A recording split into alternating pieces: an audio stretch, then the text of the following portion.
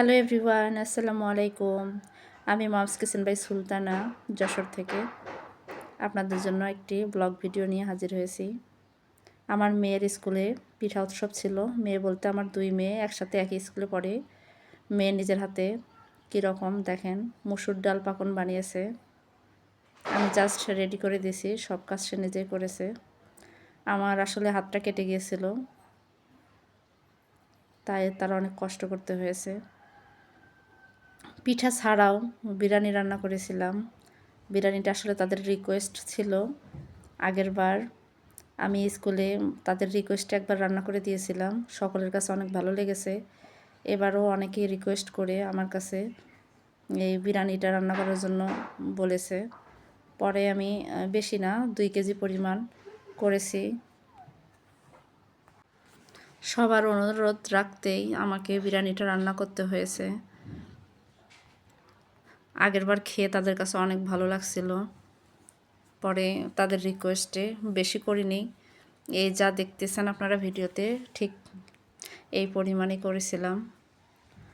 মানে যে কয়জন লিস্ট করে দিছে যে নেবে, শুধু সেই হিসাবে বুঝতেই পারতেছেন হাত কেটে গেছে। 2 কেজি চিনি গুঁড়া পোলা চাউলের মধ্যে আমি 2 কেজি মাংস ব্যবহার করছিলাম। আর এই যে বলছিলাম আপনাদেরকে যে মসুর ডাল পাকন মেয়ে বানিয়েছে, আমি শুধু ভেজে দিচ্ছি। আমি কি বলবো, পিঠা উৎসব মানে পরের দিন সকালে আর রাতে আমরা মা মেয়ে বসে বসে সব করেছি। আমার তো হাত কেটে গেছে, হাতের অবস্থা পুরাই খারাপ, কোনো কিছু করতে পারি না।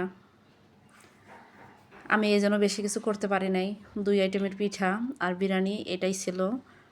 তবে কি বলবো, আমার মেয়ে স্কুলে যাওয়া মাত্রই ওর শেষ হয়ে গেছে।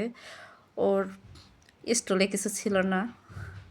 পিছনে আমি আসলাম, আসার পরে দেখি কিছুই নাই। আমি তো আশ্চর্য হয়ে গেছি। সব মিলে আমার কোনো কিছু করতে পারতেছিলাম না, হাতে চাপ লাগলে রক্ত বেরোচ্ছিল। মানে এমনভাবে কেটে গেছে, মুরগিটা কাটতে যেয়ে মুরগির মধ্যে বটিটা লাগে নাই, আমার হাতের মধ্যে লেগে গেছে। মেলায় তো চলে আসলাম, সব কিছু রেডি করে নিয়ে। মেয়ে আগেই আসছিল আর আমি বললাম তোমরা যাও, আমি পরে আসতেছি। এসে দেখি পুরা এই যে আসা মাত্র পিঠা, বিরিয়ানি মাত্র 2 প্যাকেট আছে। তারপরে একজনে কিনে ওর কাছে রেখে গেছে, সব বিক্রি হয়ে গেছে। যে যা নিয়ে আসছে, মানে আমাদেরটা এক কথায় আনা মাত্রই শেষ। আর এগুলো বাকিদেরটা ভিডিও করতেছিলাম। কাপড় থেকে শুরু করে এমন কিছু নাই যে পিঠা উৎসবে ছিল না। বেশ ভালো লাগছে, যে যেরকম ইচ্ছা সে সেরকমই এনেছে। কোনো কিছুর মানে কোনো জিনিসই বাকি ছিল না যে জিনিসটা নাই। একসাথে পিঠা উৎসব প্লাস বিজ্ঞান মেলা। স্কুলের সামনের মাঠে ছিল বিজ্ঞান মেলা, আর পিছনের মাঠে পিঠা উৎসব চলতেছিল। অনেকেরই বিক্রি হয়ে গেছে, অনেকের শেষ, আবার অনেকের কিছু আছে। এই অবস্থা, সব কিছু দেখতেছিলাম। তারপর আমার প্রিয় একটা আপু ছিল, যার কাছে আমার যে কোনো মেডিসিনের দরকার হলে আমি নিতাম। সেও তার দোকানটা এখানে নিয়ে আসছিল।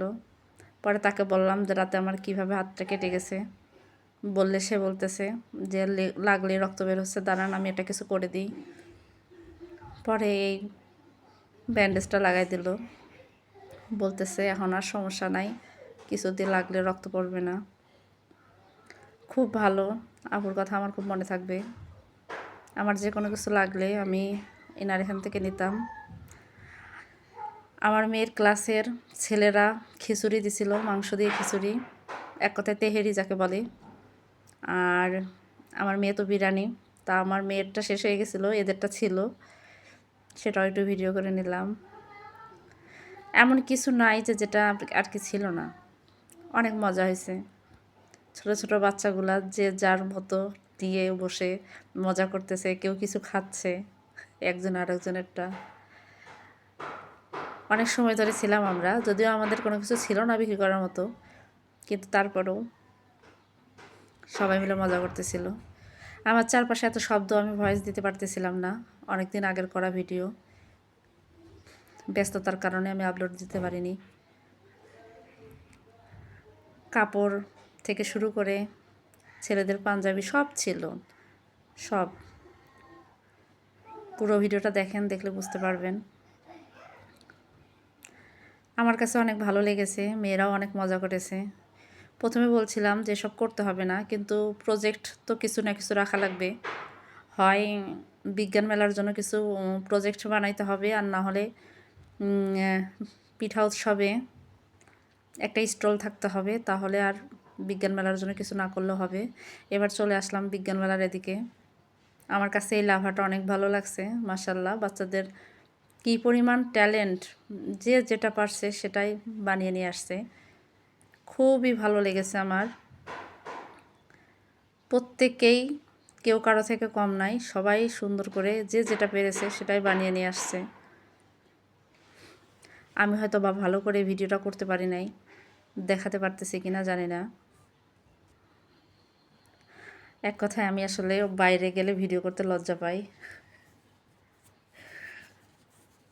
আমার মনে হয় কে কী ভাববে, কে কী ভাববে, এরকম লাগে।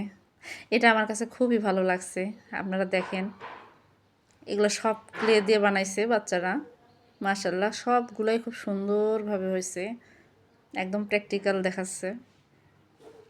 এখনকার বাচ্চাদের অনেক ট্যালেন্ট, ওরা অনেক কিছু করে ফেলতে পারে। সবগুলোর মধ্যে এত ভালো লাগছে আমার। যারা আমার ভিডিওটি দেখছেন, প্লিজ একটা লাইক দিয়ে পুরো ভিডিওটি কন্টিনিউ করবেন। আমার চ্যানেলে নতুন হলে আমার চ্যানেলটা সাবস্ক্রাইব করে আমার চ্যানেলের পাশে থেকে যাবেন। ভিডিওটি ভালো লাগলে লাইক, কমেন্ট অ্যান্ড শেয়ার করে দিয়ে পাশে থাকবেন। এটা সব থেকে ভালো লাগলো, যত কয়েন ছিল এখানে, মাটির জিনিস, পুরনো জিনিস যা বর্তমান আমরা কেউ ইউজ করি না, সেগুলো সবও রাখছে। এটা আমার কাছে অনেক ভালো লাগছিল। সব কিছু আছে এই মেলার মধ্যে। আমার প্রিয় আপু ভাইয়ারা সবাই প্লিজ আমাকে সাপোর্ট করবেন। আমি আপনাদের কমেন্ট ধরে আপনাদের ভিডিও সম্পূর্ণ ফুল ওয়াচ করে আসব। আমরা একে অপরকে সাপোর্ট না করলে কেউ এগিয়ে যেতে পারবো না। প্রত্যেকটা জিনিসই খুব সুন্দর ছিল। আমার চারদিকে অনেক শব্দ, সবাই ক্ষমা দৃষ্টিতে দেখবেন। ভয়েসটা আমি দিনের বেলা দিয়েছিলাম, সময় ছিল না, সময়ের স্বল্পতা, তাই এমনটা প্রবলেম হয়েছে।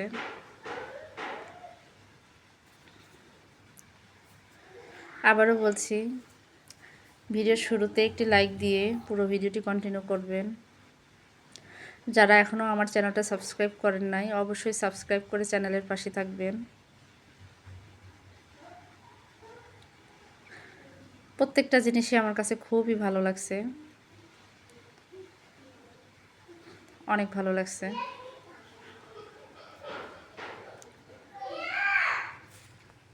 আমার প্রিয় ভাইয়া আপুরা, প্রিয় দর্শক, আমার বাচ্চাদের শব্দ, চারদিকে শব্দে আমার কি বলবো, অনেক খারাপ লাগতেছে। প্লিজ আপনারা কিছু মনে করবেন না। সব থেকে আমার কাছে এই স্কুলটা ভালো লাগছে, আমার মেয়েদের যে স্কুল, এক স্টুডেন্ট এই যে স্কুলটা বানিয়ে আনছে, এটা আমার কাছে খুবই ভালো লাগছে। স্টলের জন্য খরচ হয়েছিল 1500 টাকার কাছাকাছি, আর বিক্রি করার পরে ফিরে পেয়েছে 2860 টাকা। এই ছিল আজকের ব্লগ। আল্লাহ হাফেজ।